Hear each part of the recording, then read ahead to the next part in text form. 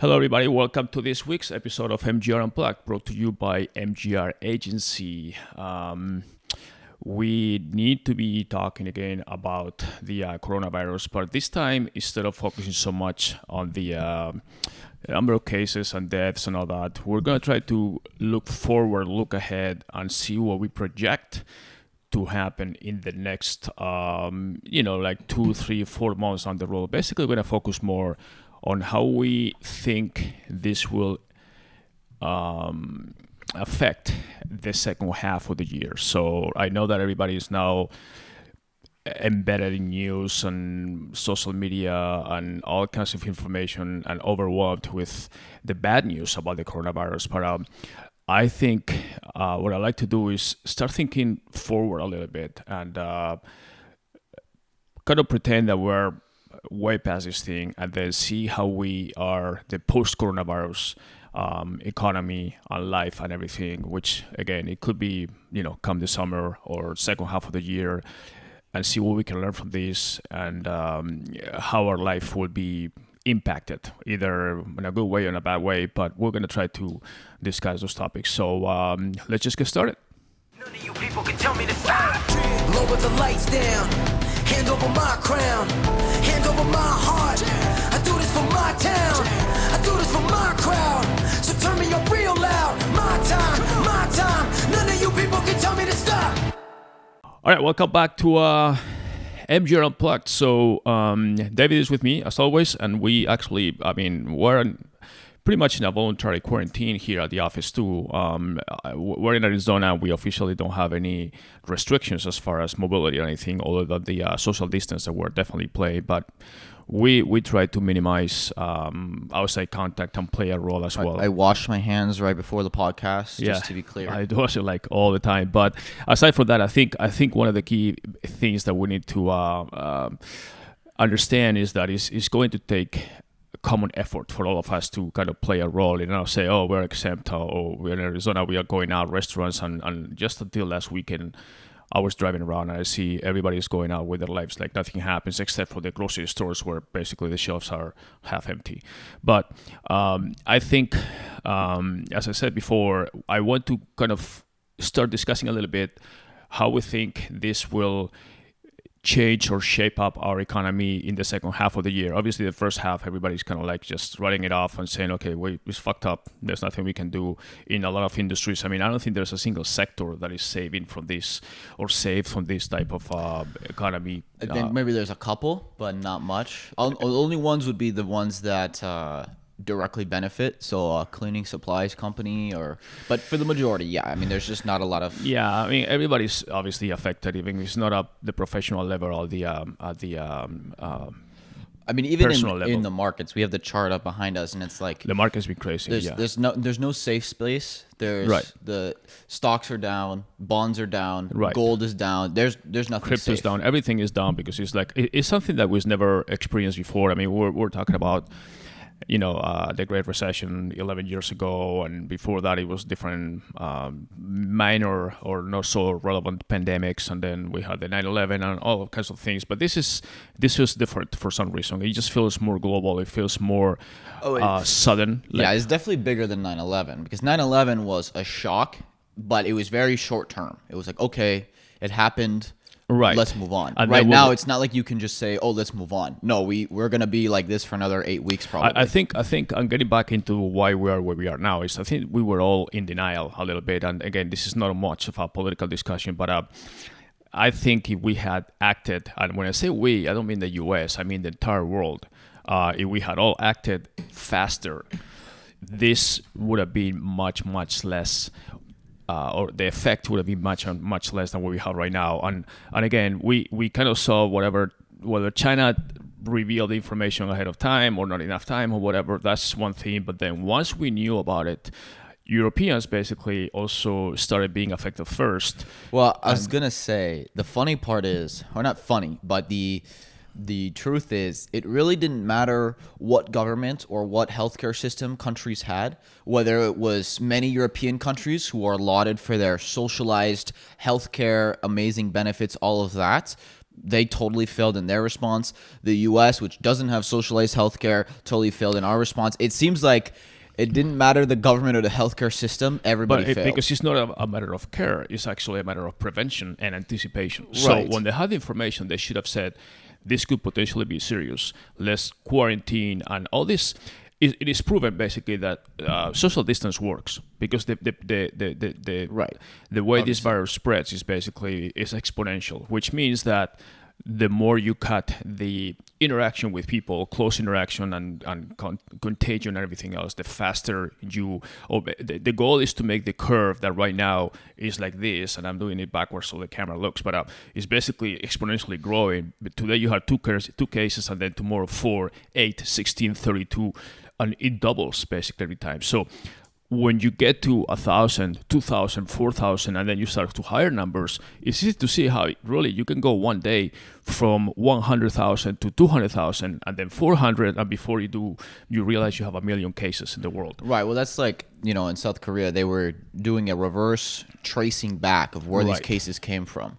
And I think it was the 31st person in the country Yeah, that was the multiplier. gave it to More. 1,100 people. Right. They went to church. They went to a mall. They Right. went basically to a bunch of public places. Right. Didn't even know they had it. Right. Gave it to 1,100 people. One Right. person. And that's why there's the email that we sent last week. It had a lot of charts and graphics. I'm not sure if people had a chance to see it, but I was actually looking at it this morning again, and it's critical how if you just prevent one day of spread, it has tremendous implications. If you go back from moving from 500,000 cases worldwide, and exponentially the following day you can have basically 1 million cases, and the day after 2 million cases, and the day after 4 million cases.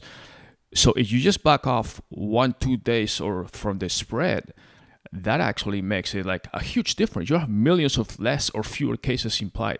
So that's what you hear when people are trying to flatten the curve. Right now, everything you see is like, wow, it's growing up like super fast. And for the first time, China just reported that they had no new cases. Whether you believe it or not, it's a different story. But they reported no new cases because Do you believe it?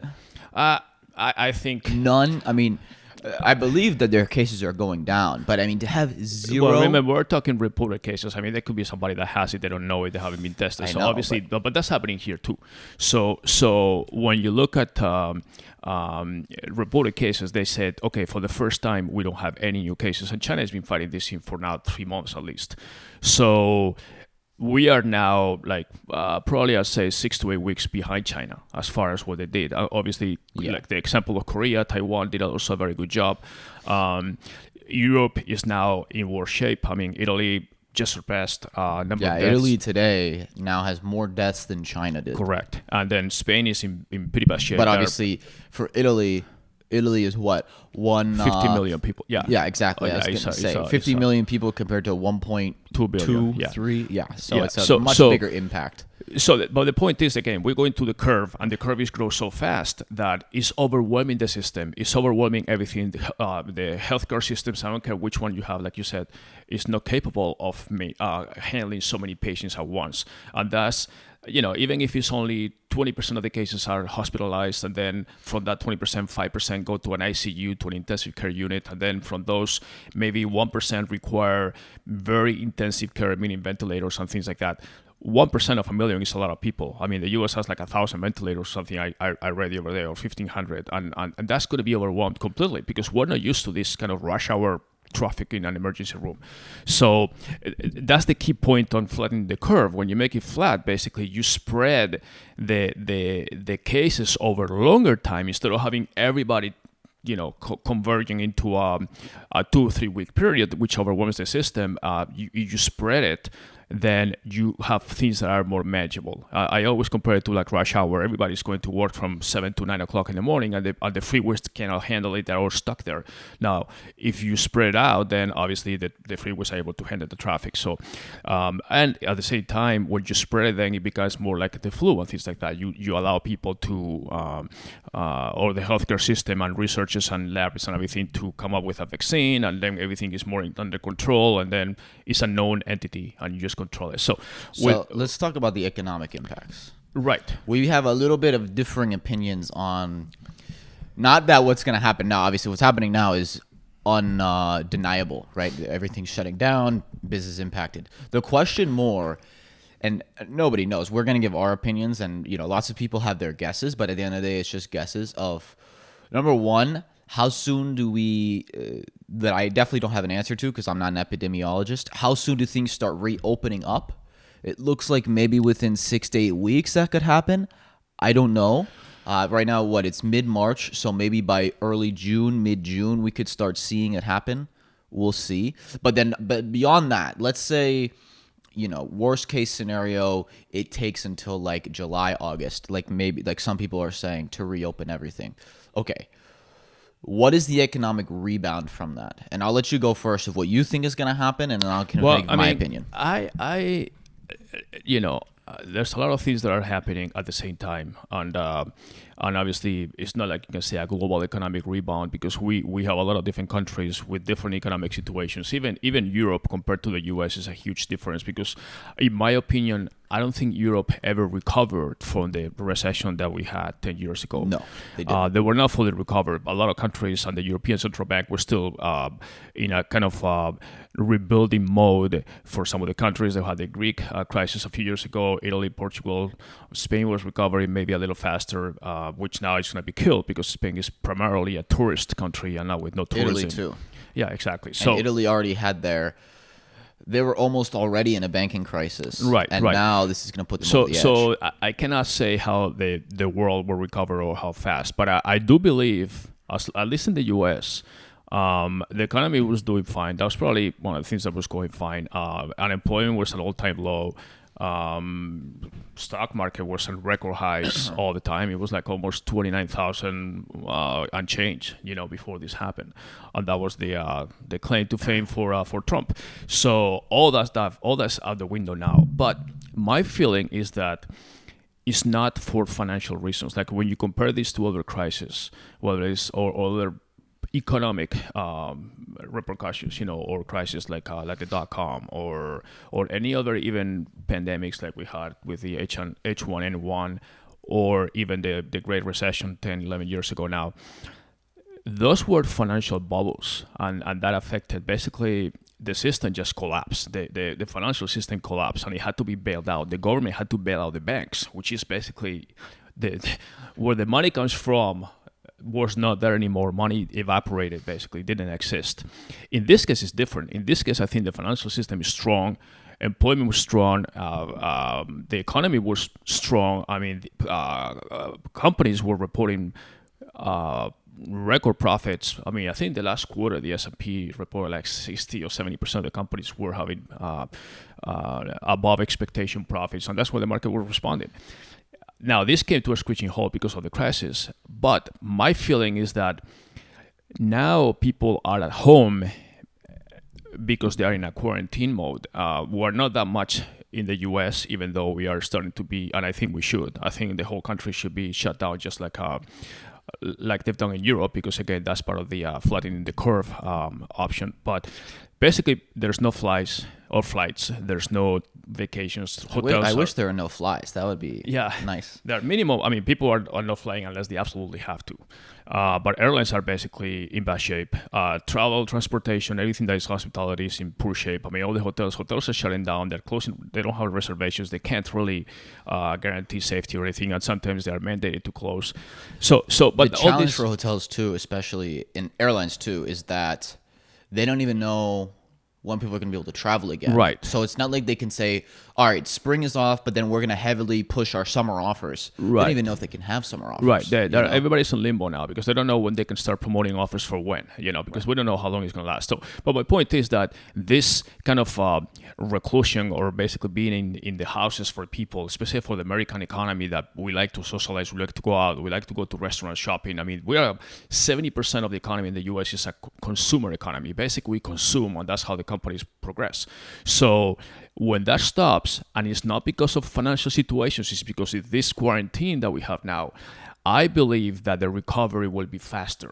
And the reason for that is that, and there's other side effects. Like when you say faster, how fast? Well, I mean, that I cannot predict, but it's not going to be like like the recession that took years to get back to the level that we were before. Do you think that, let's say this next year, this time, March next year, do you think we'll be back? No, obviously we're not going to be back to the place we were before, but I think we'll be back to pretty much normal life. Keep in mind also that it's an election year in the U.S. and that could make a few changes too, depending on whether Trump is reelected or Biden or the Democrats take over and things like that. But when you add the fact that the government and the Fed and basically every financial institution is pouring money into the economy now, is making loans. Interest rate was just slashed to 0.25 just last week. I think it was on Friday. So now the economic conditions are so consumer friendly.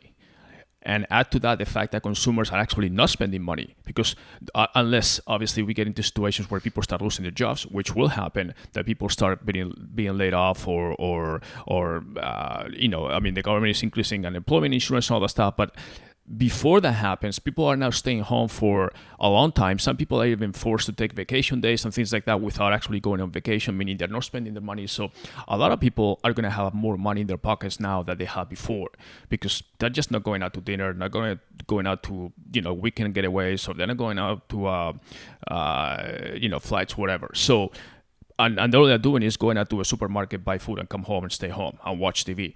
So that's extra money in your pocket that you're going to have for whenever this is over.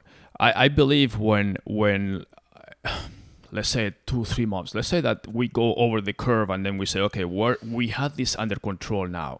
We are in a situation where not growing exponentially, and now we have the curve more or less under control, and they start loosening the situation, and they allow hotels to start basically making reservations, restaurants to allow patrons to come and everything, shopping malls start being crowded again.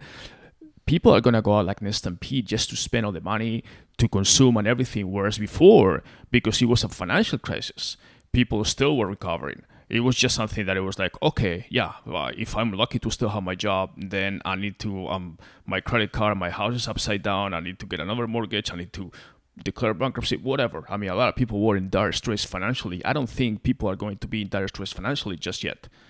And companies will start recovering. Companies are going to go through very, very difficult situation now because it's a global pandemic. It's a global situation where I don't care which industry, everybody's lowering expectations. But again, it's pending on people just basically shut down in their houses, which affects everything. But once that recovers, I think the economy itself will recover much faster than it did before. That's my thing. Whether it's a V shape or a U shape or something like that, I don't think it's going to be a linear recovery. I think it'll recover faster. And you can see the market. The market is reacting to every little detail. When you have look at last week, we had a record up and a record down back to back. Basically, the moment the market hears some remotely good news, investors just jump in because they don't want to miss out. And the market went up almost 3,000 points. I think it was last Friday, based on a press conference saying, okay, President Trump said we're now taking this seriously for the first time. Okay, and then the day after on Monday, it went down another, 2,000 or 2,500 points. So I can see that the market and investors are just waiting for good news to go and to react, and it's been zigzagging for the last 2 weeks. And I believe that once we have this under control and it starts being more contained, I think the recovery will be faster. That's basically my opinion. Okay, my turn. Yeah, go ahead. All right, so I'm going to get into a little bit of complex things that if you don't follow the markets closely, for people listening, you probably might not fully understand, but I'm going to try to simplify things as much as possible. Okay, I do think, unfortunately, this is a financial crisis. It's not a banking crisis. It is not a banking crisis. So let me be clear right now. I do not think any, like in the last crisis, it was the worry of oh my God, these banks are going to fail and people's money is going to be gone. No. That's not going to happen. I don't think banks are going to fail. So it's not a banking crisis, but it is a financial crisis. And here's why. Okay, so number one, I wanted to show something. There's multiple factors going on right now. And I think that basically, I'll tell you where I've been. So for the past, I don't know, 12, 18 months, I've personally, and this is before we get into this, just so we're clear, anybody listening, this is not financial advice. Anything we say on here we're not financial experts. Talk to your financial advisor. These are our own opinions. Okay, so what I've personally been doing for the last 18 months is pretty much hoarding cash. I have not owned a lot of stocks. I have not been investing a lot because I knew that something was coming, because I saw the signs of something bad happening. And I didn't think it would happen so soon. My bet, and I think we've discussed this in the past, actually, I think on the podcast, was that nothing was going to happen pre-election because Trump was going to do everything he could. And a lot of people have said this, and he obviously has been doing everything he could to prop the markets up so that he gets reelected. But that after he got reelected, that he wouldn't be able to, you can't sustain it forever, right? And so now, obviously, I can't predict pandemic, neither could Trump. And so that's why all of this has happened now. So I didn't think it would happen this soon, but now it's happened. And what I think this pandemic has caused. So just to clarify your point, you're thinking that the pandemic has only accelerated something that Yes. you think was going to happen. So I later. thought this was going to happen in the next year and a half, 2 years, but it's happening now. And that is basically that we are, and I'm going to get into the specific catalysts and reasons why I think this and why there's so many things happening at once that are not just the coronavirus that are causing this, that were kind of under the surface a little bit. And as like the famous Warren Buffett thing says, you know, when the tide pulls back, you find out who's naked or whatever, who's swimming naked. You ever heard that? Yeah, I heard that. I'm not sure if he was Warren Buffett, but I think somebody. He says it all the time. I don't know who says it, but it's like in the same way that a rising tide raises all boats. Well, the opposite is happening now. There's a lot of beached boats right now, a lot of beached whales, and so basically, there's a lot of things that were happening. So number one, the Fed for the last few years has not done its job, because what it should have done in good times, as many have said, and these are my opinions, but these are shared opinions of a lot of other people, is that the Fed did not raise interest rates like they should have. In fact, they raised them only to a certain point, and then they cut them, and now we're all the way down to zero. My friends, in the last recession, we didn't even go to zero. We only went down to 1%. The U.S. has never been down to zero, at least not in modern times. I don't know what happened 150 years ago, but in modern times, the U.S. has never had 0% interest rates. Never. So we're very much in uncharted territories right now. And if we go negative, I really have no idea what's going to happen. The Fed also has not been consolidating its balance sheet like it should have been.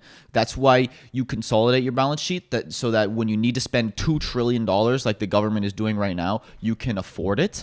Right now, they haven't been doing that. So now the Fed is going to add hundreds of billions to its balance sheet. Congress is going to spend probably $2 trillion plus dollars. We don't know yet. So there's just a lot of uncertainty on that end. I don't know what all of the measures are going to be. Obviously, they've announced 1 million different stimulus packages already. So I don't know exactly what all of them were going to be. They're talking about giving just $1,000 checks to everybody. I don't know how that's going to work. I can't predict that. Well, they said, I'm not sure if it's being approved today or not, because we're not watching the news, but just to give you... We're recording this on a Thursday. This probably will come out tomorrow on Friday. So right. So we might they be were a little talking behind. about like a basic income, like UBI type thing. Yeah. To every American, and they actually said maybe 2 packages. One immediate, like in April, $1,000 for every. Obviously, it depends on income and all that stuff. I know the little fine print will come later, but basically $1,000 for every American in the first month, and then in May possibly another check of another $1,000, something like that. So that's basically a stimulus, which basically is, like you said, it's going to cost a lot of money. Yeah.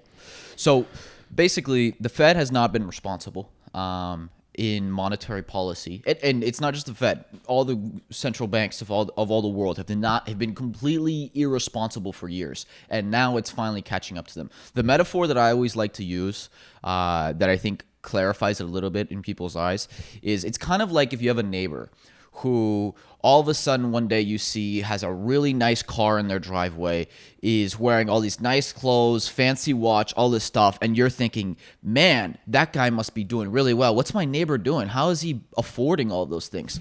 But what you don't know is that he's just going into mountains of debt, and that he can't actually afford it, but that for a short period of time, maybe for a couple of years, he can kind of fake this lifestyle, drive a fancy car, fancy watch, buy a bigger house he can't afford, do all those things. That is what all of the central banks around the world have been doing. So it looks like the economy's been great. Trump has been saying the economy is great. It's tremendous. It's never been better. That was a terrible Trump accent. I'm sorry. I'm sorry. That was terrible. Tremendous. It's tremendous. Make America great again. That's terrible. It almost sounds a little British. But anyways, so no, the economy has not been so great. It's that it's been pumped like nobody's business. But also like the stock buybacks. I mean, yeah, and I was going to get into that in 1 second. I'll let you do that. This is why, and I'm going to say, first of all, if we bail out casinos and bail out cruises, I'm going to or airlines for that fucking matter. give up my citizenship to the United States, because that's the most ridiculous thing I've ever heard. Bailing out casinos? Why on earth? What are we talking about? So people here? can go back and spend their money. Yeah, Their what are we $1,000 check talking from the about government, go back to a casino and play. So,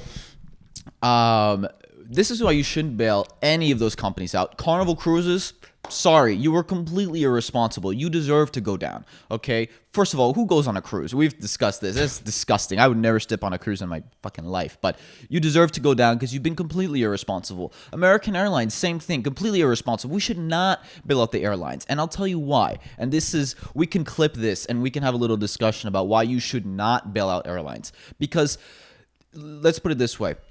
In 2007, American Airlines had $500 million in profit for the year, okay? Last year, they had over $5 billion in profits. That's a 10x increase. They have less cash in the bank now than they did in 2007, despite making 10 times more profit. And you ask, where did all that money go? What have they been doing? How do you possibly make 10x the amount of money and still have less savings? Because they were buying back their stock. They were giving ridiculous executive compensation, paying their exec team a ridiculous amount of money, buying back billions of stock to prop their price up. Why have all these companies been going up and up and up? It's not because there's been so much demand or that because earnings have quadrupled for all the companies in the last 4 years. That's not why the stock market has quadrupled. It's because they've been buying back their own shares. It's a little bit of a chain reaction too, because when one company does it, then the other company says, shoot, we're not going to be left behind. Why is American Airlines doing it and not Delta and not this and that? Short-term thinking. Yeah, exactly. If we're going to bail out American Airlines, this is under any company that gets bailed out. And it's funny, actually, Mark Cuban, I think, tweeted this yesterday, and I was in total agreement. This is what I was saying the other day, that if any company receives a bailout, they are barred for life from ever buying back a single share of stock. You are no longer allowed to do that. Or executive compensation. And executive, if we bail out American Airlines, 3 years, no executive compensation. They're never allowed to buy back a single share of stock. Oh, and we're going to break them up because they've been buying all these other companies.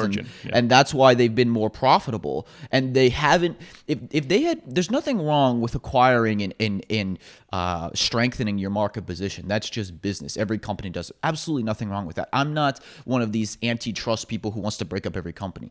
But if you're American Airlines and you've been building up a pseudo monopoly in the United States, but then on top of that, and to where you've been able to 10x your profits, bravo. If you have 10x your profits, you should be able to have plenty of cash in the bank to sustain a situation like we're going through right now, so that you can go 6-8 weeks without making money and be fine. How can we tell Americans to have 6 months of savings when our biggest corporations don't even have that? Yeah, that's the funny thing, that you always hear, oh, well, have this emergency fund and this and that for bad times, 6 months, 3 times your salary, 4 times your salary, whatever. And then it's like, okay, well, what happens to the companies? I can have my emergency fund, but no company has emergency fund now. All of a sudden, it's like 2 weeks of confinement and they're all broke. And the other argument for bailing out the airlines is that, oh, well, they're essential to the economy. True. The planes and the infrastructure is essential to the economy. But here's something that I think is pretty obvious. Just because American Airlines disappears doesn't mean all their fleet does, doesn't mean all their hangars do, doesn't mean all the engineers who worked on their planes do.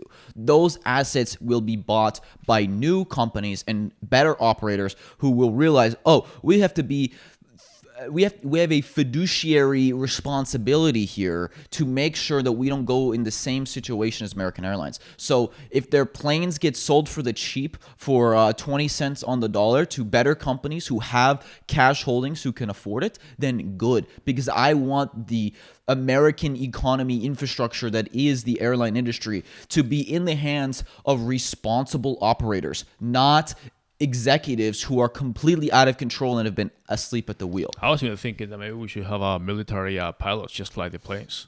Just fire everybody, let everybody in American Airlines. Well, no, or I any don't airline. want state-controlled airlines. That's not what I'm saying. No, I know, but just saying, okay, you guys can can't operate these have- airlines. We just kind of have military pilots just You fine. cannot have capitalism in good times and then socialism in bad times, especially for these big companies. Okay, why is it that we're so anti-socialist in America, but then when it comes to bailing out big companies, we have absolutely no problem? You have to let them fail, or else they will never learn. They'll just do it again. Because if you bail them out, because when you say bail them out, that's our money. They're getting our money. And then they're going to go back doing the same thing that they were doing, raising rates, charging all these ticky-tacky fees. Oh, an extra bag, that's what they did $50. last time. Oh, snacks, $20. It's That's what happened. That's at the end of the day, consumers end up paying the bill. Yes. Whether it's Yes. in tax revenue for the government, which the government then returns to give it to the airlines or any company that bailing out, or by consumers paying. You remember it was after basically the last recession, and especially 9/11, all that stuff, that we started getting all these ticky-tacky charges, like, oh, you want a pillow, this money, you want a drink, this money, you want a second bag, this money, you want this, everything and guess was what? charged. It's worked really well. They've Right. 10x'd their profits in 10 years. They have the same number of flyers approximately, but now we have exponential revenue because everything is charged. So they've 10x their profits and they have less money in the bank. Literally, imagine if you're a person out there and you work your ass off and you go from making a $50,000 salary and then you quit, start your own company, and now you're making $500,000 a year.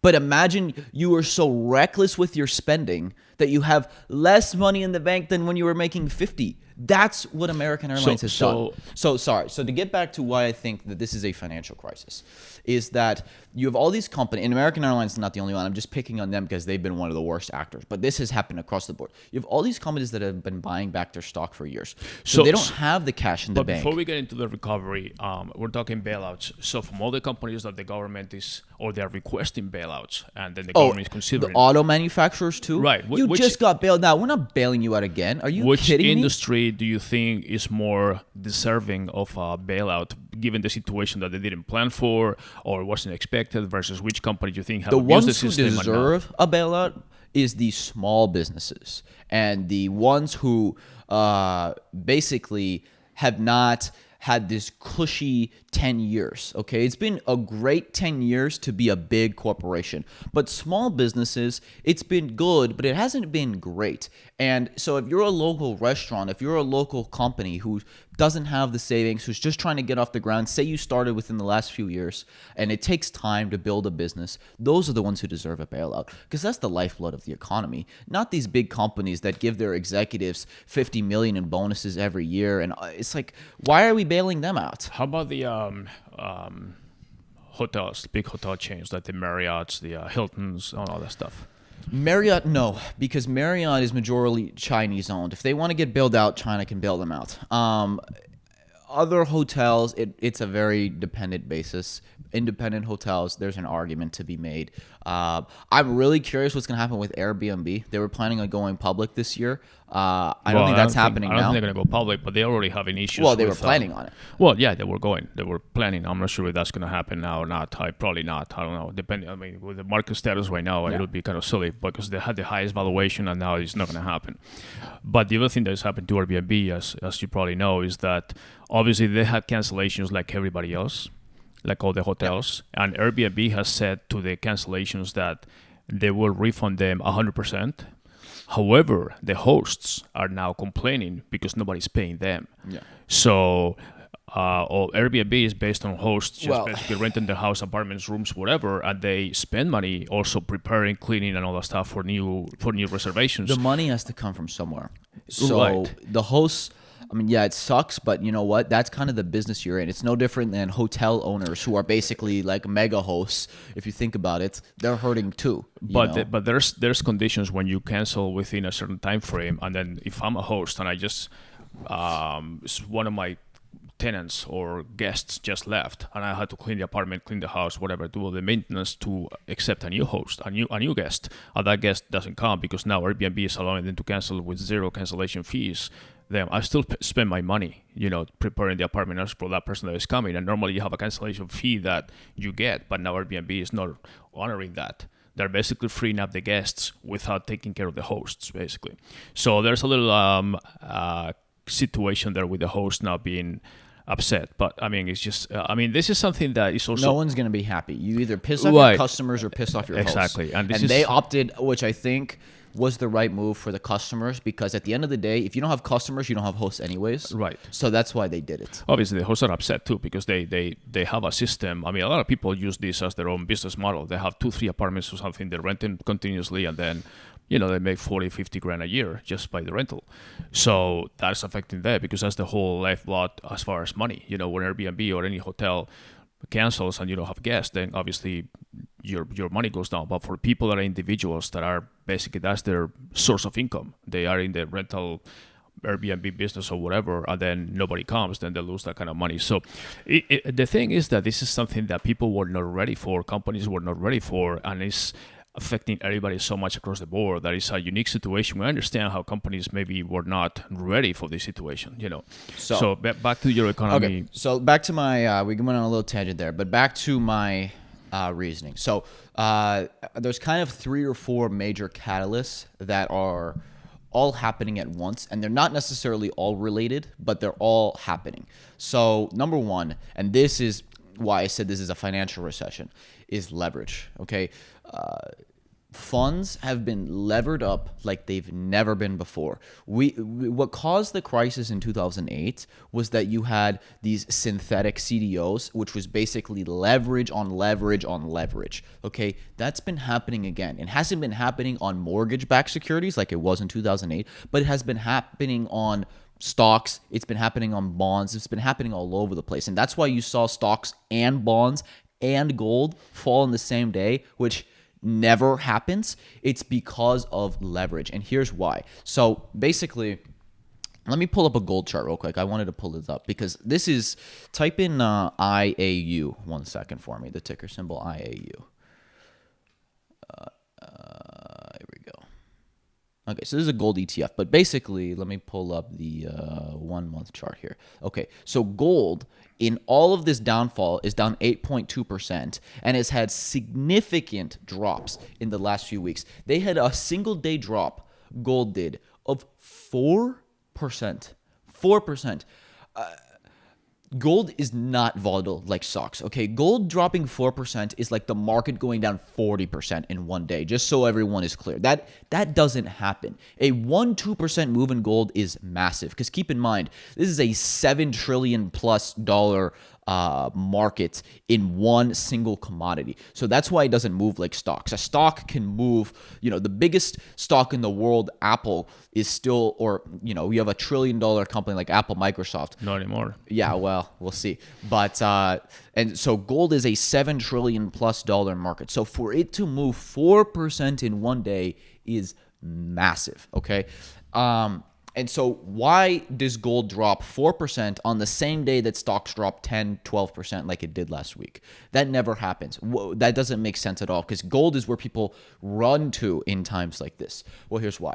Because all of these funds had leverage. And so what they were doing is basically, it's very hard if you're a fund to get a 15% annual return. But what you can do is get a 1.5% annual return and then 10x leverage. That's what they were doing. And so, but on the downside, you have these funds where if the stocks drop 10%, like they did, What's 10% times 10x leverage? That's 100%. You could get wiped out in a day if you have that type of leverage. And that's exactly what was happening. So all of a sudden, all these funds were going to gold and selling gold. And that's why gold dropped 4% in one day.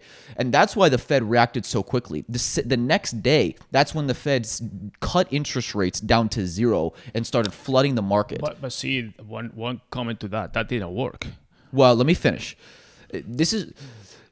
to put this in an analogy that everyone can understand, gold dropping 4% in one day because all these funds are panicking and selling off all their gold because they need the cash to basically survive is the equivalent of like a mother chopping off her arm to feed her children because they're starving. Like, this is a last desperate scenario that people only do if things are really, really bad. I know that's kind of a little graphic, but I just want to demonstrate. I don't know if any mother would do that. Yeah, well, or the equivalent of like, mothers starting to like steal from stores because they need food for their children. I've seen mothers kill their husbands and yeah, maybe they'll do that. They'll say, "Hey kids, you hungry? I'm just gonna kill this asshole."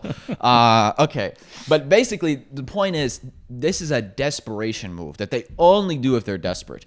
And so that's why the Fed sees that and says, oh my God. So what does that mean? That means that there is tons of illiquidity in the market because gold is the last thing people want to sell. But they have to because they're illiquid and they need cash now. And there's always a market for gold. There's always buyers for gold. And so that's why you saw so much gold being sold. So that's when the Fed saw that, they said, oh my God, there is so much illiquidity. So that's why they started saying, okay, drop interest rates, pump hundreds of billions, trillions of cash into the markets. We need to move. So that's why the Fed started doing that. So when I saw gold drop 4% in a day, I said, oh, this is a financial crisis, and people don't realize it yet, okay? So that's one reason that this is a financial crisis, because there's leverage everywhere. People have been levering up because times have been good for so long, and for the past 10 years, every single time there's been a little dip, it's gone right back up. We've been at all-time highs. We were at all-time highs in February when there were already Apple and other companies issuing guidance saying, hey, earnings are going to be affected because of the coronavirus, and we were still at all-time highs. And so that is why we're going into a crisis. That's what I said, that the market, or not the market so much, but the U.S. in general didn't react. It was like it was in denial. Because all the companies were saying Chinese factories were already shut down. Yes. That's when companies started saying it's going to be affecting our guidance for the rest of the year because we're not manufacturing anything in China anymore. We started seeing that with the e-commerce clients as well. And then the market was just going up and going up and going up like, oh, that's not going to affect us. It's like that was the biggest mistake. Yeah. So that's number one. Now, that is directly basically being caused by the virus, because the virus caused this panic, which basically, like I said, when the shore goes out, you can see who's naked. All of these funds who were levered up were naked, and all of a sudden they had nowhere to go, so they ran to gold and started selling off gold. That's number one. Other factors that are happening that are not quite as related to the virus, the one that is not correlated at all, but is still going to have major effects, is oil. And this is something that traders have been paying a lot of attention to, but the general population, I think, has no idea what's going on right now with oil. Oil is at its lowest since the 90s and may even go lower, okay? And what does that mean? Because you said something that I think a lot of Americans think that is not true anymore. That, okay, when oil drops, it's actually good for the consumer because they spend less money on gas, they have more money in their pocket. Long term. Here's why that's true, but why the U.S. is hurt by that now. That was true 15 years ago. But not anymore, because now the U.S. economy very much relies on oil. That is a huge industry. There's hundreds of thousands of people who work at these U.S. oil companies. And when oil is below 50, 40 a barrel, those companies are not profitable, okay? And so right now, when oil is at, I think this morning it was 20, 22 a barrel, these companies are hemorrhaging cash. And now, to be clear, they have hedges in place so that they're still selling at the 40, 50 a barrel price, right. But those hedges only last for 3-6 months. But don't you think that offsets the fact that, like I said, when obviously when gas prices go down, people will drive. I mean, the economy improves a lot. People start buying. Well, let me. it's been proven before because the oil crisis already happened a few years ago when it went down to 30 and 40, and then they say, okay, it's never going to go back to 150. So that's when people start realizing, oh, I can buy another big car. I can now. Automakers were making more money. They were going back to selling big trucks and all that stuff. People were going on more. No. So there's I understand that part of the oil companies and employment and everything related to that going down, but the other consumers are actually compensating for that because they're actually driving more. The net effect is very net negative. There is a small boost to consumers, but there is a massive loss when hundreds of thousands of people lose their jobs, and huge companies like Occidental, which is one of the biggest oil companies, basically goes out of business, okay? Because they literally cannot afford to sell oil at less than like $50 a barrel, and right now it's at 20. They're out of business, okay? And so unless oil goes up, which it's not going to happen. It's not going to go back to 50 a barrel. People are crazy. In fact, there's projections that it may go to like 15 or below. And if that happens, the U.S. oil market is destroyed. And that's exactly what Russia and Saudi Arabia want. Because the U.S. in the last decade has become the second largest oil producer in the world behind Saudi Arabia, even more than Russia, more than Iran, more than all these countries, more than Venezuela. The U.S. is the second largest. And they want to push the U.S. out of the market. So that's why Russia and Saudi Arabia are doing this. They say, fuck it. We don't care. We're just going to pump I'm not so oil. sure about that theory. I think actually Saudi Arabia checked with the U.S. as far as not agreeing with Russia on the oil prices and said, okay, you guys run your show, we run our show, and then they're having this dispute between them. But I have the feeling that Saudi Arabia did check with the U.S. because they want to fuck Russia, basically. That's my theory. Not so much that Saudi Arabia and Russia were kind of coalescing or working together to screw the U.S. I don't think they were production. working together. No, Russia and Saudi Arabia definitely not working together. Right. They're at odds, but they're both the enemy of my enemy is my friend, and that is the case in this case. Yes, but I think when the OPEC countries, specifically two major producers, which is Saudi Arabia and Russia, were trying to limit the production of oil or number of barrels per day, and they didn't agree, then Saudi Arabia said, fuck it, we're just going to produce as much as we can. Yeah. And then the Saudi oil prices Arabia went down. But before they did that, I can almost guarantee, and I don't have any sources, that they didn't do that on their own, because Saudi Arabia and the U.S. are very tight. And they are and they aren't. They are and they aren't. Well, we are when it's convenient for Saudi Arabia. Exactly. But when it's not. No, we are for some of the things. And they have big investments in the U.S. And I mean, we can go back many years to see the ties. But I have a hard time believing that they did this and that they didn't at least not consult, but at least let the U.S. say, hey, this is happening. And then if this happens, then Saudi Arabia doesn't give a fuck. But they're screwing out Russia. And it's the same thing that happened with Venezuela. Venezuela basically went bankrupt because when the previous crisis, the oil prices went so down that Venezuela couldn't afford what was going on. Right. And then the country basically was in disarray. What I'm saying is, obviously, Venezuela was worse because their whole economy was on oil. The U.S. economy is not based on oil. But oil has become, and this is what a lot of the general population does not realize, oil has become a major part of the U.S. economy.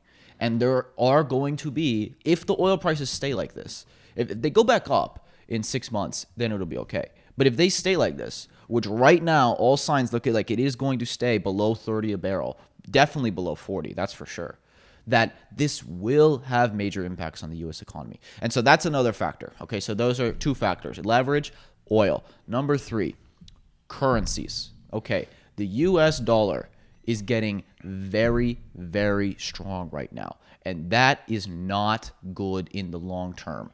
It's good in the sense that the U.S. can now buy goods from other countries at a cheaper price.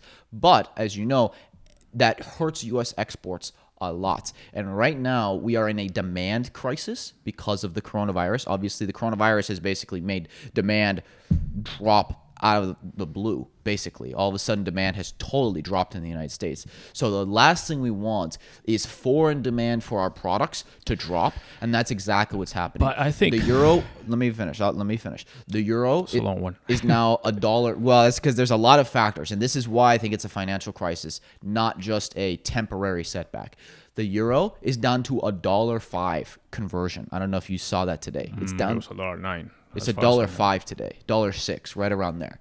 And basically, That's the euro. The But pound that's is being affected also because of the European Central Bank and the British they're- Central Bank and the American Fed. They've been lower interest rates, and that's affecting. That's causing this huge fluctuation. right, with but the currency dollar exchange. is strengthening across the board against all the global currencies. Against the pound, which used to be $1.40, $1.50, is now $1.15. Versus the Canadian dollar, it's now like 60 cents to the US dollar. I mean, the US dollar is incredibly strong right now, and it's only going up because, and this is the one benefit for the US versus other countries, is that when things get bad, capital flight happens in droves. For those who don't know what capital flight is basically if you are a wealthy person in another country, you probably don't trust your government, your currency, whatever, your own markets. So you send money to a safe haven. The US is always that safe haven. And so the benefit to the US is that in crises like these, we saw it in the last recession, we're going to see it again. Brings money That from all overseas. the money from all these countries where all these rich people say, hey, I might be a Chinese rich person, but I'm going to spend all my money in the US. I'm going to invest in US real estate, US stocks, all of these things, US bonds. Same thing with Europe. It happens all the time. So capital flight benefits the US because the US is the strongest economy. Even though we are weak, everybody else is weaker. You know, it's kind of like the last man standing type thing. So even though the US might be weakening, the rest of the world is going to be in real trouble. So we will benefit from capital flight, but that also strengthens the dollar even more. So you have all of these factors happening at once. On top of the fact, you just have incredible uncertainty of how soon this virus will last. We don't know if it'll be another 4 weeks or another 8 weeks. Every extra week that it lasts in the US is another, half a percent it's of a hemorrhage unemployment. of GDP for So, sure. Yes, and I was going to say, GDP, Q1 already negative 4%. That's terrible. Q2 estimations came out yesterday. They estimate that the US GDP will shrink by 14% in Q2 year over year. That has not happened Well, I understand that. ever. But, Even in the Great Depression, it didn't go down I that understand, much. David, but I wanted to kind of also wrap it, not wrap it up, but just kind of summarize a little bit. We're talking all these things that are happening. So the reason I said it was going to take a little bit for me to talk is because there's a lot of things going on that have been under the surface for a while that are very important to understand if you want to see what is going to happen in the future. And basically my point is you have all of these things happening at once. And because they're all happening at once, there is so much uncertainty. Nobody has any idea what's going to happen. And then on top of that, you have this virus that all the other things were happening already. And this virus just compounded. But let me tell you, let me ask you something. We've seen that pouring money into the economy, like the Fed has been doing for the last couple of weeks, hasn't helped.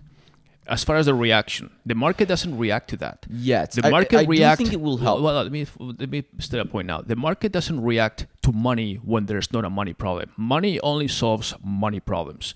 That's always the case. When you don't have a money problem, money doesn't necessarily solve a money problem. It'll help recover faster once you recover the core of the problem, which is in this case the coronavirus. So when the Fed lowered interest rates overnight without notice by 50 basis points to basically basically 0.25 or zero, like you said, lower than ever, the market actually reacted negatively because they said, okay, yeah, we have all this money, but it doesn't help if people cannot leave their homes. Then they say, okay, we're going to put all this other money into the economy. We're going to buy debt. We're going to do this. They're putting all this, and it's not helping. Now, the moment the news becomes, okay, we're getting a good grip on the coronavirus, we're developing a vaccine that might be ready in 6 to 8 months, we're starting to do human testing with this and that, all those news prop the market. Because right now, it is not an economic problem today. And the market reacts to, when is this coronavirus going to end? Then we can deal with everything else. But flooding the market with money, as is happening in Europe. I mean, the European Central Bank just decided to spend $700 billion buying debt. The ECB today said, the head of the ECB said, almost exactly this quote. She said, there is no limit to what we will do. Right. No limit. Yes. And we'll despite print that, 2 trillion yes, we're euros going to if we print have as to. much money as we need to. We're going to give all these things, all this carte blanche to all the markets, all the different central banks from each country. And it still is not really helping because when it's an economic crisis, is people need money. Yeah, give us more money. What happened to Greece a few years ago when it was causing the next big economic crisis. They say, oh my God, they're going to be bankrupt. All the money that is in Greece right now, they're going to leave the European Union, all that stuff. Guess what? It was a money issue, and then it was solved. They bailed out Greece and all that stuff, and it was taken care of. Now, this is different because money, if I'm sick, and you tell me, hey, I'm going to give you $1 million, yeah, that's great, but what the fuck do I do with $1 million if I'm dying? That's not what's going to help me. Now, if you tell me, hey, I came out with this vaccine that I'm going to inject you, tomorrow, and you're going to be super healthy, that fucking helps. Then you can give me the $1 million, and I'm going to live like a champ. But in the meantime, I just need to get well. And that's what's happening right now, that we don't have an economy that is healthy because people are not healthy and people are not spending. People are scared. People are in their homes. They don't know what the fuck to do. My point is, you would be right if it was just the virus, but the Fed had been acting responsibly for years and companies had not been doing all these buybacks and extreme financialization. Yes, this then has you would be right. That's exposed that. So, and that's accelerated something that maybe would have happened, like we said, after the elections. What I'm but saying it wouldn't have been so sudden. There would have been signs. No, it wouldn't have been so sudden. Right. But I'm saying that this recession that I think we're going to go through right now would have happened within the next few years anyways, but instead it's happening now. Yes, but it wouldn't have happened so suddenly with everything altogether. But it also is not going to go back up very suddenly. The Fed was being, I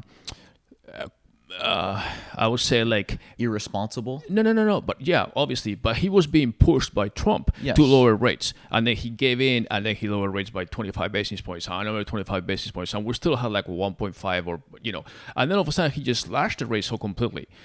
So the Fed would have said, oh, well, inflation is under control, unemployment is all-time low. So all those things are making basically the rates go up, not down.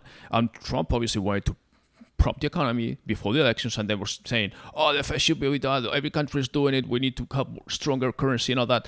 And now basically all these things have happened now. So my thing is, what ammunition is the Fed going to have down the road? Let me give you an analogy that I think will illustrate for a lot of people. It's like the central banks were throwing a big house party, okay? And it was great and it was fun, but house parties can only last so long. By the time you get to 5, 6 a.m., guess what? The sun's coming up, the party's over, okay? And the sun was going to come up at 6 a.m. whether there's nothing the Fed could do about it, okay? And so the sun was going to come up at 6 a.m. anyways. And 6 a.m. was coming within the next couple of years.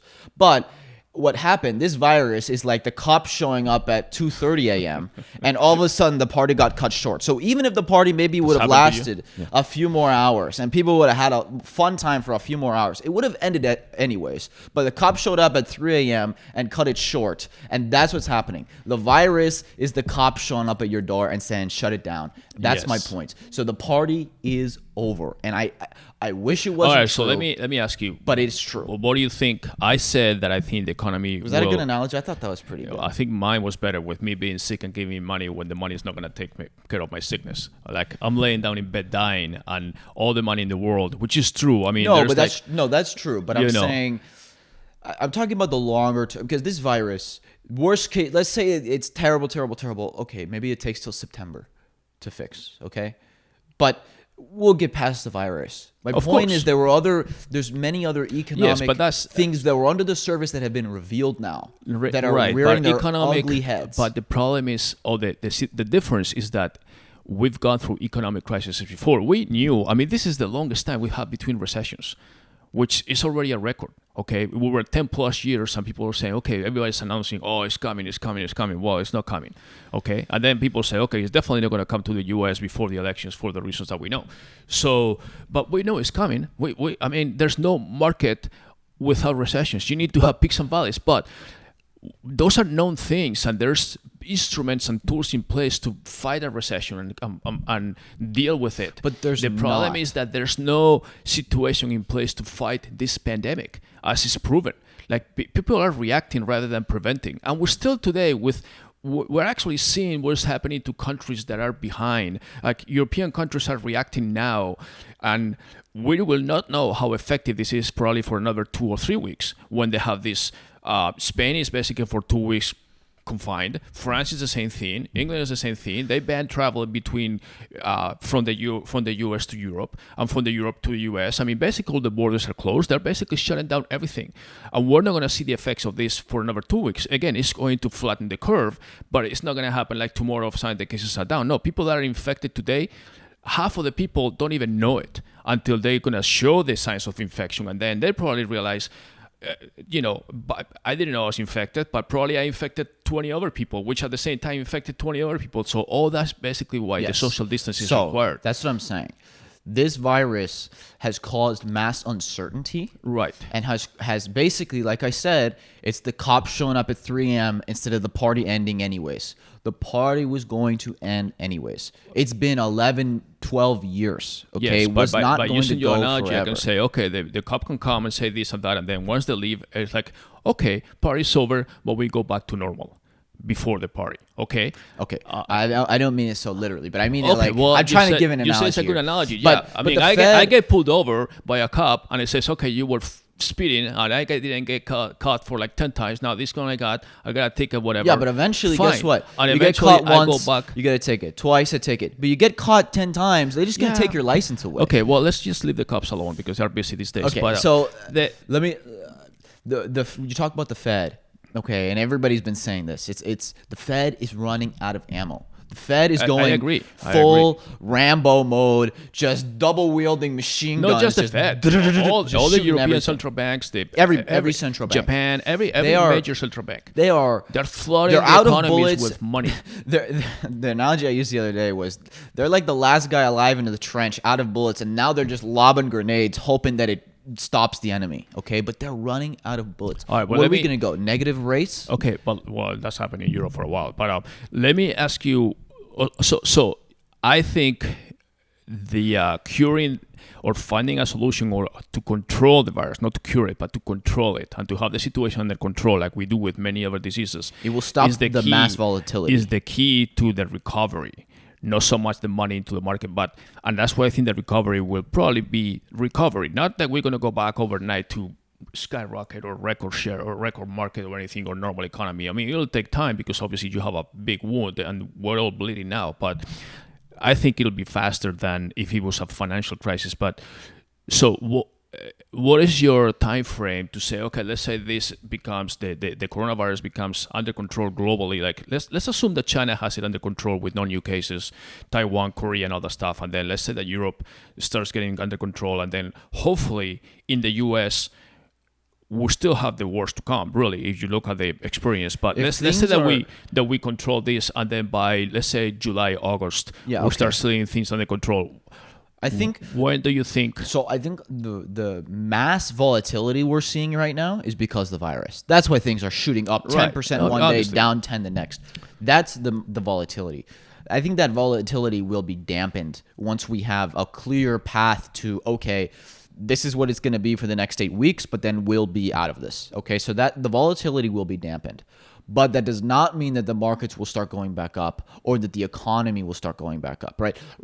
They're projecting anywhere from 10 to 20% unemployment because of this. You're going to have lots of businesses go out of business. This is where I don't know what the full fiscal response of the government will be in the United States and around the world of exactly what they're going to do. They start handing out checks. They start giving businesses no interest rate or super low interest loans to keep in business.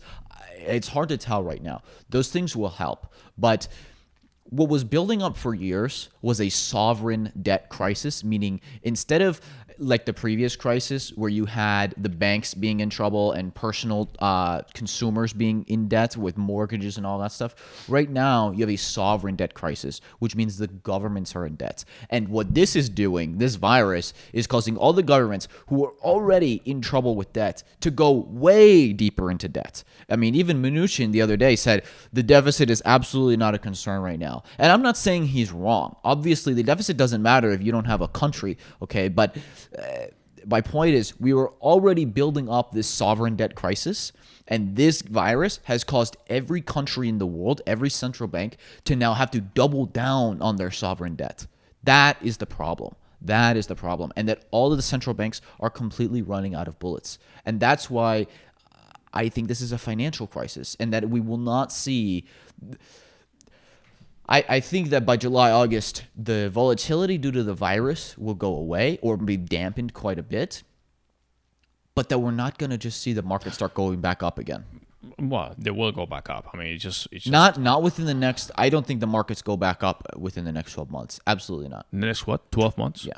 No. I think that's excessive. I think as soon as the virus is under control, the market will start stabilizing, and then people will be fearing to missing out. I mean, it's the same thing that happened before with the previous recession. The market went down from 16,000 to 8,000. It's like, oh my God, this is the end of the world. And guess what? It was at 30,000 just 10 years later. So that's a big big increase. But that's because everybody that's sitting on the sidelines was propped up, and that's my point. Yeah, it's going to happen. The same thing is going to happen now. No, but I mean, you say can't- unemployment is 20%. Unemployment is 20% temporarily because everybody has to shut down. If I have a restaurant and I had to lay off my 10 employees because I can't even have patrons in my restaurant, fine. But hopefully I can survive shutting down, and then I can rehire everybody back in 3-4 months. Restaurants are a good example where I think the unemployment will actually be sustained, unfortunately. And here's why. Because there's certain indexes that track restaurants, and we were already at all-time highs for restaurants. There's too many restaurants. Basically, the restaurant business is very volatile. It's very difficult, and there were already That's another discussion. Well, there were already too many restaurants. And so now the truth is just a lot of restaurants are going to go out of business. But and that's fine. That's just basically survival of the fittest. But I don't think that we're just going to go straight back to having all-time highs of restaurants. So that means that there's going to be a lot of people who work in restaurants right now who may be thinking, okay, I'm going to be screwed for the next 2-3 months because my waitress job or whatever is gone. But guess what? That restaurant's going out of business and it's not coming back. And that's my point. It's not that all of a sudden, if 20% of the country's restaurants just go out of business, it's not that they're all just going to reopen in 3 months. No, that's just basically. So all those people are going to be out of jobs. Of course, it's supply and demand. It's no different than the small retailer that is being absorbed by the big box back then, and then the big box is now in trouble with Amazon. It's just evolution of the economy, of the ways to buy and the way people live. It's no different than right, but television advertising being down because now everybody's doing streaming. I mean, that's just evolution. 10-20% unemployment will not last, I don't think. But if we go back to 6-7, which I think is very, very possible from when we were below 3 for years, and then we're back at 6-7 and it's not going down, that majorly hurts the economy. And that's what I think is going to happen. I don't think we'll have 20% unemployment. No, temporarily maybe, but we're not going to have sustained 20% unemployment. But could we have 6, 7, 8? Yeah, I think so. Okay, well that's just. I mean, we can go back and forth. I think I'm more optimistic. I think this is yes, it will trigger a financial crisis. There's massive crisis. Opportunities. Like I said, the optimism, if you're in the U.S., like I said, is that the U.S. benefits because we're the strongest economy. So even if the U.S. isn't doing great, we're still going to be doing better than everybody else. So capital flight will come here. So that's the benefit of being in the U.S. Now, if you're in Europe, I'd be scared right now. I'll be honest. I mean, I wanted to put this on record. I know you disagree with this. I don't think the EU is going to make it to 2030. I think we'll see countries start leaving. I just don't think it's sustainable. And I think we're going to see that within the next decade. Put it on record so that in 6 years from now, when France leaves the EU, we have it on record. But yeah, I mean, there's tremendous opportunity, just like in any downturn. Of course. There's always opportunity. But what I'm saying is I think that will be a bigger downturn than a lot of people are thinking it will be. And that we are definitely not going to see some V-shaped or U-shaped straight back up. Oh, it's fine. Virus gone. No, because there were things, like I said, this was supposed to happen in 2 years, but it's happening now instead.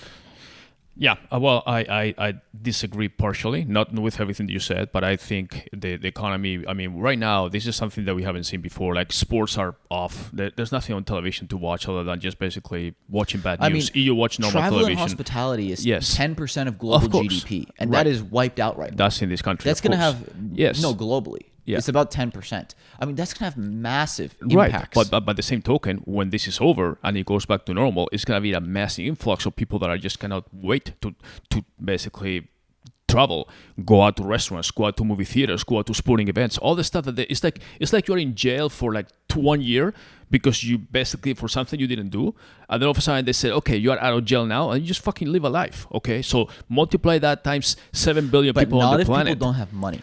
Well, they're gonna have money. That's the thing, because they're home A now. lot of people don't. Yes, Because well, a lot of people are getting laid off or furloughed without yeah, pay. that's fine. Well, they will be laid off. No, because there's going to be unemployment extensions and that stuff. So We'll they will see. not have no money. I mean, when you have no money is when you declare bankruptcy and all of a sudden you get no loans, no nothing. This is not the case. People are not in financial debt. They're not with debt up to their eyeballs. They may be, Well, but yes, this they is are. not the. Yeah, of course, people have a lot of debt all the time. But this is not a situation where the bank says, "Oh no, you declare bankruptcy, we're not going to be able to give you money. You'll basically have a record now for 7 years." No, this is different. This is people are laid off because the company said, "Hey, we need to shut down or furloughs or whatever it is," and it's like, okay, but at the same time, other people that keep their jobs or are keeping a normal lifestyle, they're not going out, they're not going into dinners, so they're keeping more money in their pockets. They're not even driving, for Christ's sake. Well, So I think that's my situation or my position to say, hey, I've been forced to be in jail for like 3 months, and now I'm gonna get out and I'm free to do whatever I want, and I have this money that I have saving. Maybe I have saving in my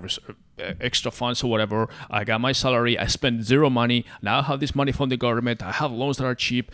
I have all this money, so I'm going to spend it, and I'm going to have my vacation that I want to. Well, one of my fears that this will cause, which I think is pretty inevitable, is I think this will actually increase even more the inequality gap that was already kind of growing. Because yes, it's true. A lot of people who work at jobs that they can work from home and still be productive, and they're not going to be laid off and be fine, will be fine. Maybe there'll be temporary setbacks, maybe some losses in productivity, I don't know, but they'll be fine. But a lot of the people who are lower middle class or even poor, who work these waiter Right. jobs, retail jobs, all those jobs, which is like nobody's rich who works those jobs, they're going to be massively impacted. And so I think that that's why the income gap is going to increase even more. The wealth gap, I should say. That's a different, that's a social discussion. But And that has major but effects if the too. government sends $1,000 to a person that is being laid off,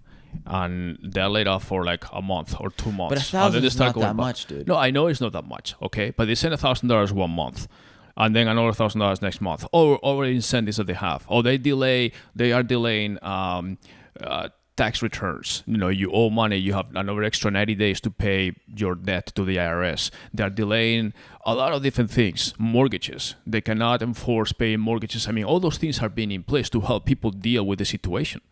So they have a lot of programs that are helping people, saying, yes, we understand you're going to be making less money, possibly even laid off, and then you can apply for unemployment, and we're going to extend unemployment benefits for you, and we're going to send you this money. We're going to delay the fact that you cannot pay your mortgage and understand it, and we're going to allow the banks, or we're going to force the banks basically to say, hey, delay your payments. Using credit cards, also saying you can apply to delay your credit card payments, and you pay us every month, and you have good credit and all that stuff for 30, 60, 90 days. So all those things are going to help people survive this storm until things go back to normal, and then hopefully things will go back to normal. So I take this as, I broke my leg and I have to stay home all day and I cannot work on this, but then we'll recover. The problem is that we all got sick at the same time. Every company is used to employees being sick with a flu or this or that.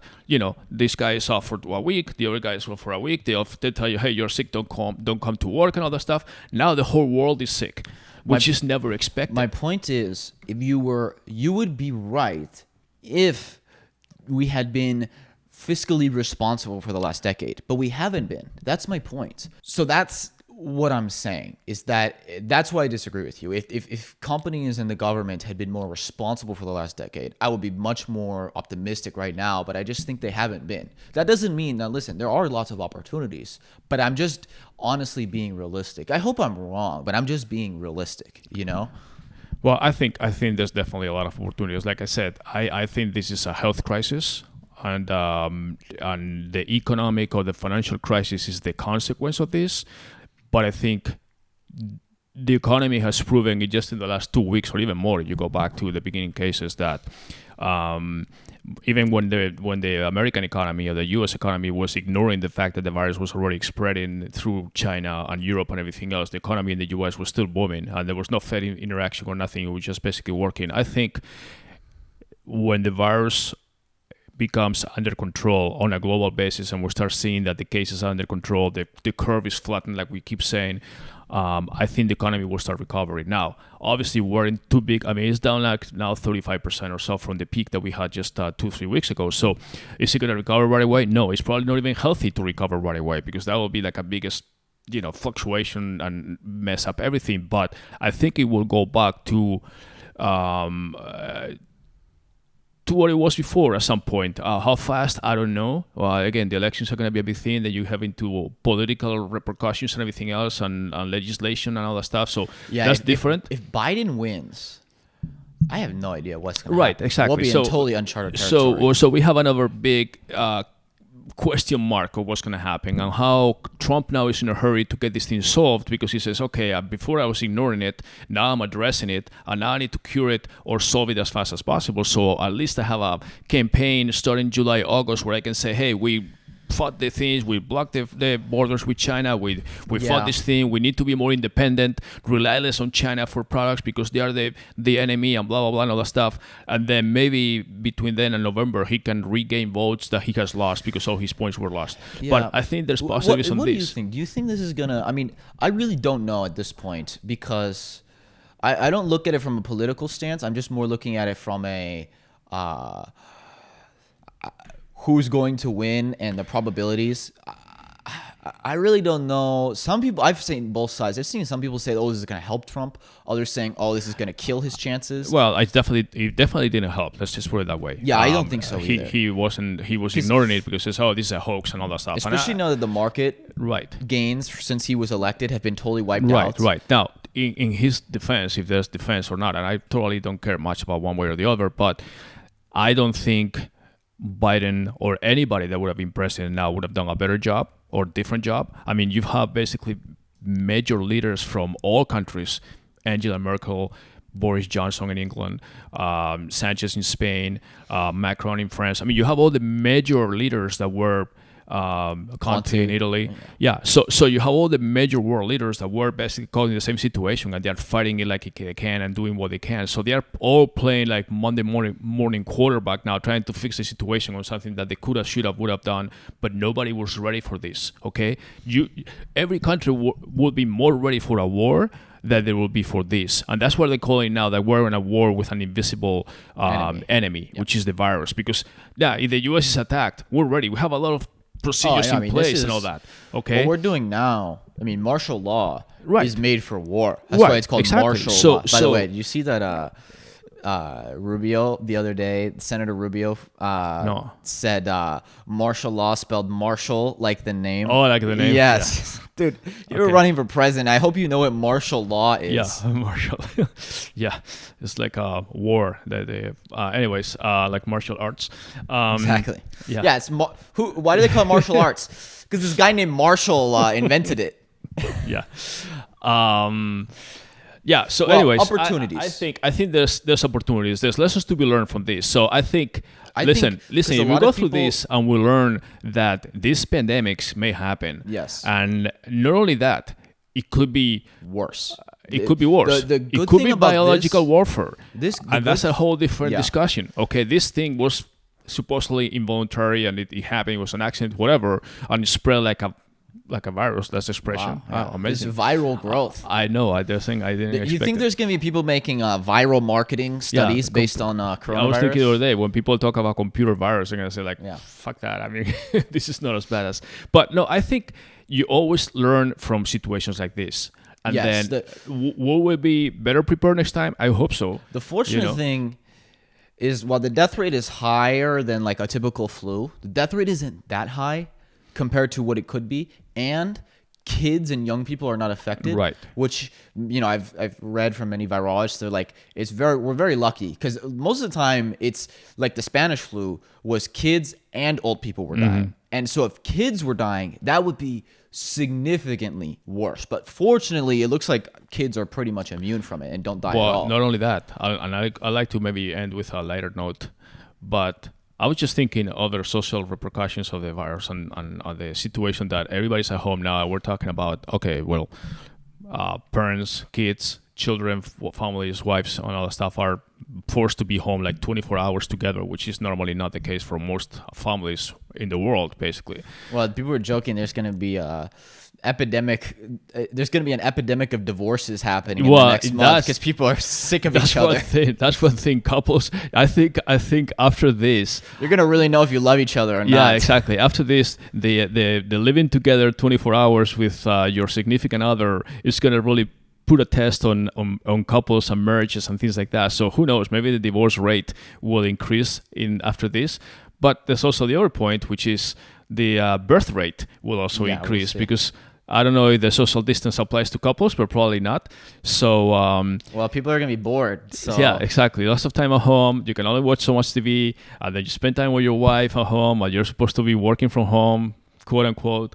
And then who knows? Maybe in 9 months we'll have a lot of. We're gonna have a lot of Corona babies. Yeah, Corona babies, exactly. Except before Corona babies were people getting drunk and having babies, so and now it's coronavirus. Instead of the baby babies. boomers, we're gonna have the baby Corona babies now in 9 months, which is good because Gen C. Yeah, exactly. World War Z, and in addition to that, we're going to basically boost the economy because our labor force was getting old. We're becoming an old country. We're becoming an old world overall. I mean, Italy basically is very old, and we are not generating or replacing the labor force. Social Security is bankrupt because for every one person that retires or two people that retire, there's only one that replaces them in the workforce.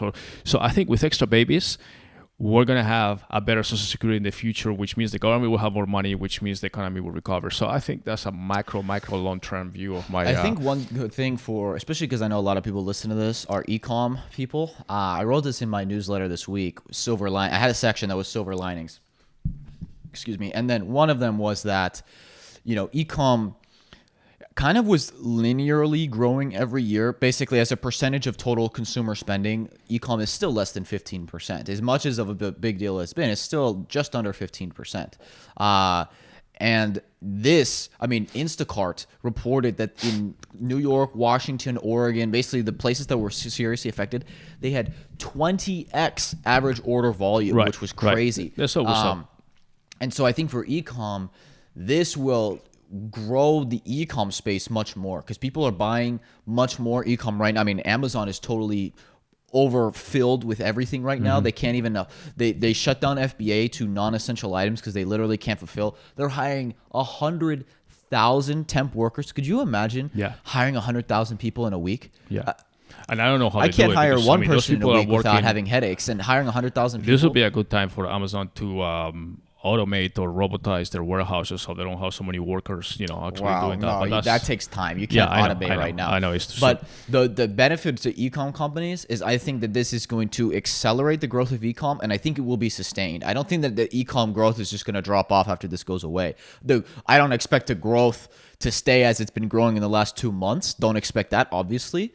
But I think that if all of a sudden we jump from 15 to 20% of consumer spending, I think that may stay, and that'll accelerate the growth. So if you're an e-com, that's a silver lining you can look at, that even if the overall economy may be kind of worsening, that your industry is going to be strengthening. Yeah, I was kind of wondering the other day what's going to happen with Amazon Prime that is usually in July or June, July. Oh, Prime Day? Prime Day, yeah.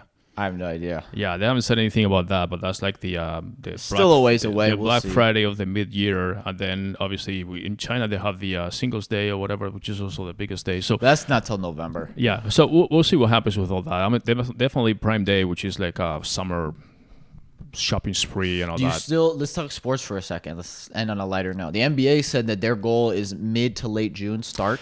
Think they're going to hit that? Every sports league and major event. Do you think the Olympics are going to happen? Well, according to them, they're still planning on it, but obviously they can plan whatever they want. It's just not the head of the IOC, the head of the vice president of the Japanese Olympic Coalition got the virus. Yeah. Oh, did he? Yeah.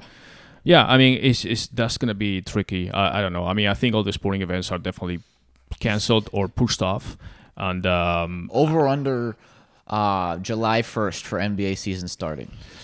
It's tough because also the thing is that you cannot just say, okay, players will go back to playing at full speed. These players need a little bit of a warm-up. I mean, they're going to have a lot of injuries if they just go back at full speed. So they're going to have a lot of little preseason or something. I assume if they say July 1st, that maybe by June 1st they start practicing again, and they're totally isolated. I don't think there's gonna be fans, but they'll be Right. totally isolated. They can play on the courts.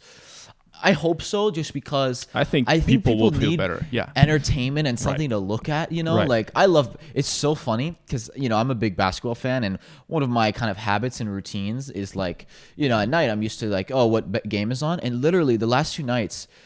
Every night around like 6 o'clock, it's because it's like my habit. I'll be like, because I'd like to, I'll work late and then I'll have like a basketball game on. And it's like, I swear to God, like 3 nights in a row for like a half second, I'm like, oh, what game is on tonight? Or like I'm a Suns fan, I'm like, oh, are the Suns playing tonight? For like half a second, I'm like, oh. I know. Yeah. It's the same There's thing no for everybody. I games. mean, I'm more of a race fan, and I do the same thing. I mean, last weekend was supposed to be the Australian GP, which was canceled. This weekend, tomorrow, we're supposed to start with the Bahrain GP, was also canceled. Basically, the whole Formula One season has been postponed. They just announced today that Monaco, Barcelona, and Holland all suspended too. So who knows? They'll probably start in June, July. I mean, nothing is going on as far as sports anywhere. I mean, the European Soccer Championship is postponed until next year, until 2021. Le Mans, the 24 hours is in June. Now it's postponed to September. The French Open tennis also I suspended. think it'll be good for morale of the people, of the populace. That's what I'm saying. Because if people start seeing sports happen again, it's like hope. It's like, okay, That's the things main are getting thing. back to That's the main normal. thing. That's where I think that once all this is like in maybe 2-3 months, we see life going back to normal. People are gonna come out like an stampede. Like, okay, like I always have this image of kids, like kindergarten or something, where you're in the classroom and they say, okay, kids, this is playtime or whatever, or break, and they're all like, whoa, they go running, and it's going to be like that. So hopefully it will be like that. This being a long one, I think we expanded too much with all these implications, but it's just basically, I mean, David and I talk about this stuff all the time, and we just wanted to share our thoughts with all of you guys. So of course, your input is always welcome. We appreciate your comments on YouTube, personal, whatever. And by the way, subscribe, because Yeah. we get a lot of people who watch them all the time, but then they don't subscribe, so it's hard to tell. So just subscribe. Yeah, I mean, and if you have any questions for us or things that are, related to what we're talking about, please just send us an email, subscribe, put a note. We do read the comments for the most part. Obviously, the ones that are not civilized, we don't give a shit about. But you are a civilized person, leave a coherent comment. We're going to look at it, like it, not like it, reply to you. We do this just because we want to share with you all of our ideas. And we are basically entrepreneurial people, and we like to see how things affect and sometimes find the other side of things that I know I had a not in the news. long rant. I would be very curious if anybody has thoughts on what I said. If you disagree about any of the reasoning I give, I'd be very open to hearing. I just think we're in uncertain times. I just think that that's why there's so much volatility. Volatility happens because of uncertainty. Right. Because if you have a strong idea of what's going to happen, then there's much less fluctuation. This is because definitely nobody knows. This is a movie that we don't know anything about the plot, and we don't even know how it's going to end, and we're all kind of trying to guess. So hopefully it'll have a happy ending, and we'll be watching it, in the future. It definitely will have a happy ending. Obviously, life goes on. There's been the depression was terrible, but guess what? We've moved on. So it's not so much a question of, is this the end? No, of course it's not the end. It's just more of a question of that we're debating of like, how long will this last? Right. Will it be 6 months? Will it be years? That's the thing that. And that's what I'd like to discuss probably for another podcast is how are we preparing now for whenever this ends? Because a lot of people have a difficult time seeing beyond what's happening today. Yeah, I just hope. And I think it's important to take this time to plan on, okay, let me just close my eyes, fast forward 2-3 months, whatever it takes, and then life is kind of going back to normal. Am I going to be behind because I didn't prepare to this stampede that I call of consumers being ready, whether it's a hotel saying, hey, book for just stay in the fall or whatever with a special offer, lock your rate today, or department stores, e-commerce, whatever industry you're in, you need to think as if this will end in the next 2-3 months, whatever time frame you have, and then just plan for the future. Because if you don't do it and the consumer is ready to go and you are not there in that race, they will go somewhere else. And then when you add up the customer lifetime value and all these other metrics that we normally count on, you're going to lose that consumer, and you need to be there to grab him right first, because Yeah, you talk about lifetime value. I think everybody's lifetime value metrics these past 2 weeks got totally thrown out the window. Well, of course, but they will come back, and that's what you need to do. You need to secure the consumer now. It's just, it's like buying a house. I mean, people don't buy houses every day, but when you are there and you are ready to buy a house and you feel confident, you have the money, all the stuff, and you buy the house, if you're not there, then forget it. It's not like the one company is gonna beat the other company. I mean, you only buy a house maybe once in a lifetime, or buying a car or buying anything. So it's the same thing for any kind of industry. I don't care if it's booking a vacation, getting a flight to whatever. Southwest Airlines has been sending emails to me all the time. I'm a what you call a frequent flyer or whatever, and I get this offer saying, hey, we're suffering this and that, hopefully you're healthy and all that stuff, but for now you book this rate today, for whenever you travel in the fall you have a $49 trip or something. It's like, oh wow, that's a smoking deal. You know, one industry that's doing amazingly well right now that I just thought about is lawyers. Lawyers are all these fees, contracts and force majeure, and they're like trying to figure, they're like, oh my god, we're having a heyday right now. It's a good time to be a lawyer. And exactly. And working for insurance companies and what is covered, what is not, and all that stuff. So, all right, guys. Well, thank you for listening. You've Stay listened safe. to us all the way to the end.